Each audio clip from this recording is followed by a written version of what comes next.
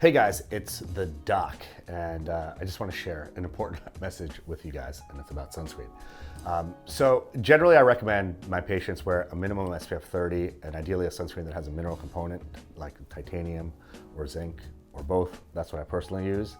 A writer from Glamour reached out to me yesterday actually, and her name is Danielle Sine, and she actually reaches out to me for a bunch of media quotes, etc. She's awesome. Thank you, Danielle, for always thinking of me.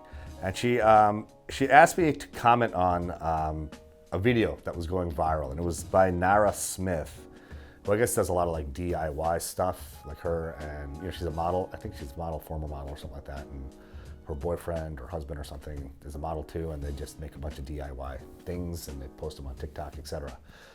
And she posted one particular video where she made a DIY sunscreen, and it got like 8 million views, or probably has more than that by now. And she asked me for my comment on it. And my comment was, I gave a bunch of comments, but my comment essentially was, don't do it. So sunscreens are checked very carefully for their SPF factor. And that basically is how long you can safely stay in the sun for X amount of minutes, etc.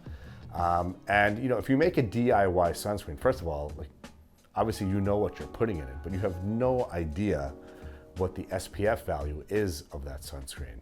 And the only way to know that is by having it scientifically tested, which all the brands out there, there are literally an infinite number of sunscreen brands.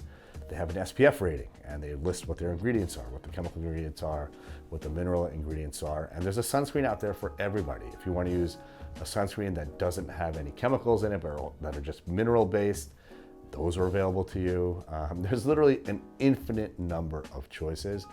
Sunscreen is like one of those things that you shouldn't mess with. You don't want to make it yourself at home. You want to get something with ingredients that you're comfortable using, but that has a rating on it that says, okay, this is X amount of SPF, and then you reapply it, every couple of hours or whatever the case may be to protect yourself from getting skin cancer.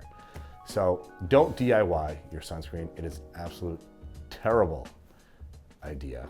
And I just want to debunk that and go out there, find yourself a sunscreen that you are comfortable using, that has ingredients that you feel are safe, and that you'll actually use. So, its consistency, how it gets on your skin, how it spreads, all those sorts of things are important factors. So, get a sunscreen, get one that you will actually use and use it.